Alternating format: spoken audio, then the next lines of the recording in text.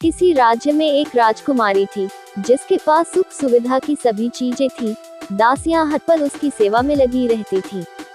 राजकुमारी अपने इस जीवन से बिल्कुल भी खुश नहीं थी, हमेशा दुखी रहती। वह समझ नहीं पा रही थी कि उसे क्या करना चाहिए ताकि वह खुश रह सके। दिन राजकुमारी ने सोचा कि ऐसा जीवन किसी काम का नहीं है। वह मरने के लिए एक पहाड़ की ओर निकल पड़ी। रास्ते में उसने देखा कि एक बूढ़ा व्यक्ति कुत्तों को खाना खिला रहा है और उनकी देखभाल कर रहा है।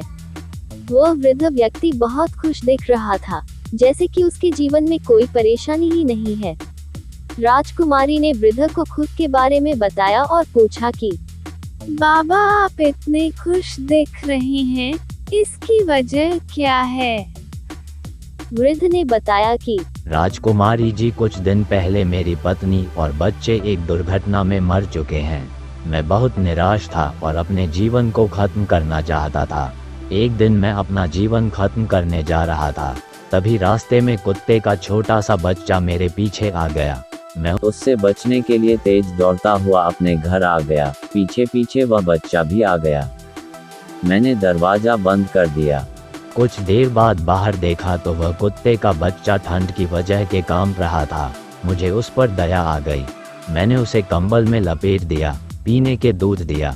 कुछ देर में वह बच्चा सामान्य हो गया। ये देखकर मुझे बहुत खुशी मिली। उस दिन में मैं समझ गया कि अगर मैं दुखी हूँ तो कम से कम दूसरों को खुशी तो दे ही सकता हूँ। तब से मैंने इन बेजुबान कुत्तों की सेवा करना शुरू कर दी। अब मैं इस जीवन से बहुत खुश हूँ। राजकुमारी को भी ये एहसास हो गया कि उसे भी दूसरों के लिए भलाई के काम करना चाहिए, इससे ही उसे असली खुशी मिलेगी। ये सोचकर वह अपने महल आ गई और उस दिन से उसने गरीबों की सेवा करना शुरू कर दिया।